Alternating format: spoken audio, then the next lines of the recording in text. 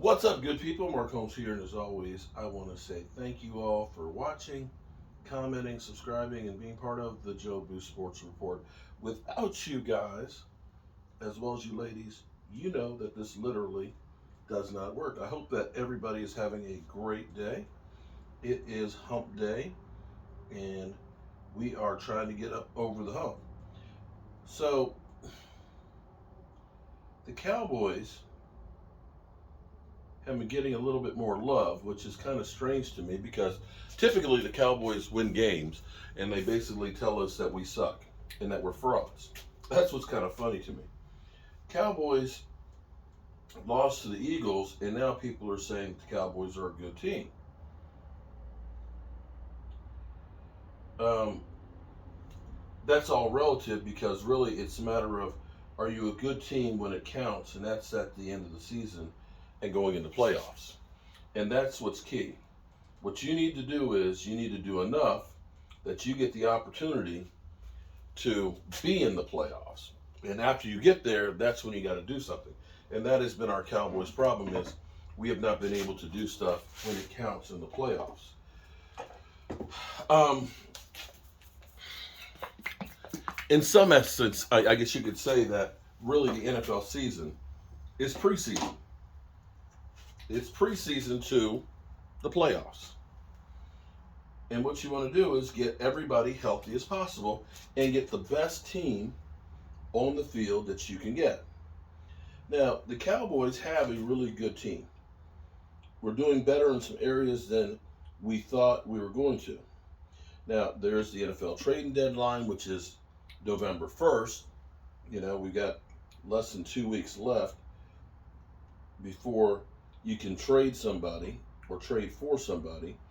I don't know that the Cowboys have very many people that we would be interested in trading, although our defensive line, our edge rushers, you could see somebody getting traded like maybe Basham because there's just too many guys and not enough room to go around. But what the Cowboys could actually do, and the reason why people are looking at the Cowboys and saying that they could be a team to go on a run is we've had the hardest schedule thus far in the NFC, and we're still 4-2. We played last year's Super Bowl champions and beat them. We ended up beating the Cincinnati Bengals, that are the runners-up. We kind of went toe for toe against the Eagles with our backup quarterback. Well, we're going to get our quarterback back, which is going to make us a lot better. The offensive line. See, here's where the Cowboys can make some hay. The offensive line, when most people were talking about how bad the Cowboys were going to be, was because we lost Lyle Collins, didn't re-sign him, and we didn't re-sign Connor Williams. They thought that our offensive line was going to be terrible. Our offensive line has not been terrible, but it hasn't been great. It's not the offensive line of the Great Wall of Dallas, and it's not the offensive line that we had, say, 2014, 2015, 2016. But it could be a lot better. And the Dallas Cowboys, by the end of the season, could end up being one of the better offensive lines in football. And you're saying to me right now, how can you say that? Well, one thing we've been able to see is we know that Tyler Smith has been getting better. And for a rookie who has not played like, say, a Chaz Green in his first opportunities, he's actually done pretty well. Our weak spot right now, to me, is left guard. Nobody has really stood out at left guard. We've been hoping that Jason Peters would be in, be able to step in and be able to play tackle or guard or whatever, in there and be kind of like what he used to. But I'm beginning to have my doubts on that because of, let's face it, he's 40 years old. He's had a bunch of injuries in the past few years and so on. And he will be a good backup once he heals completely. But there's still the problem of left guard. Now, we know for a week or two now, Tyron Smith has been working out on the bands. And it sounds like he may end up being better sooner than later. Basically his hamstring ripped off the bone there, which was not a good thing, had surgery on it. But we're only here at week number 7. We still have 11 more weeks to go. Let's say another 5 weeks from now, another 4 games or so. That'll get us to 10, 11 games. It's conceivable that Tyron Smith could be coming back.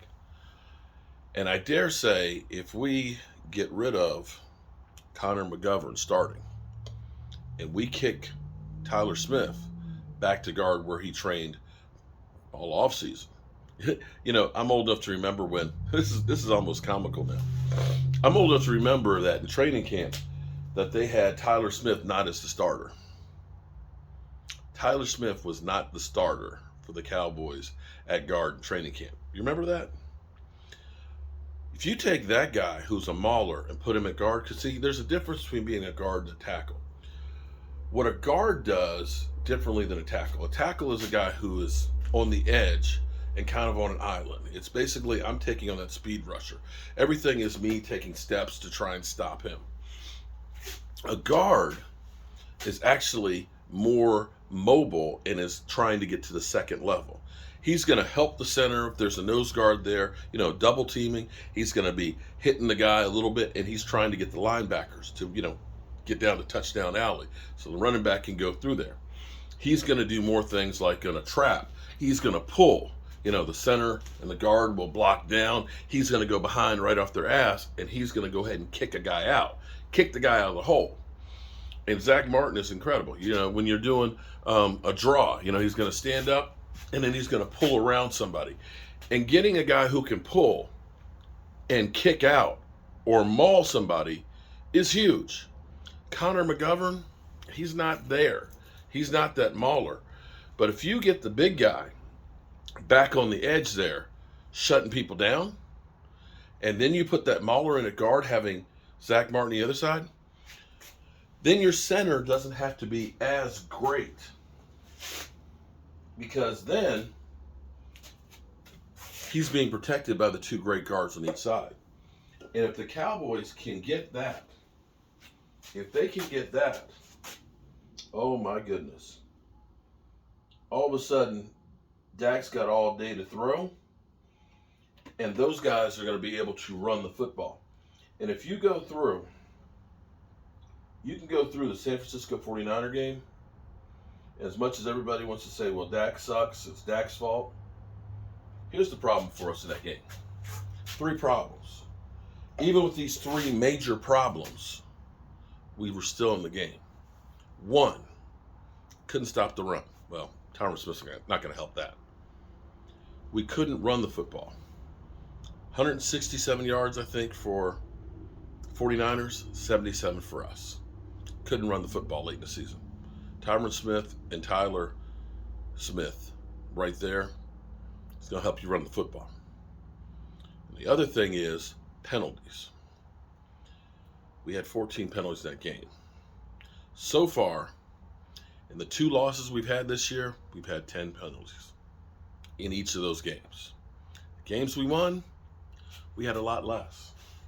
So Tyron Smith is going to help you get that offensive line stout. And I'm curious to see how much progression he's had thus far. If he's actually close, I'm going to tell you, watch out. And this is why teams are sitting there looking and saying, maybe the Cowboys aren't as bad as we think. That having that first place schedule where they've gone through the gauntlet in the NFC and are still standing, that maybe these guys aren't so bad after all. Anyway, I got some more work to do in here.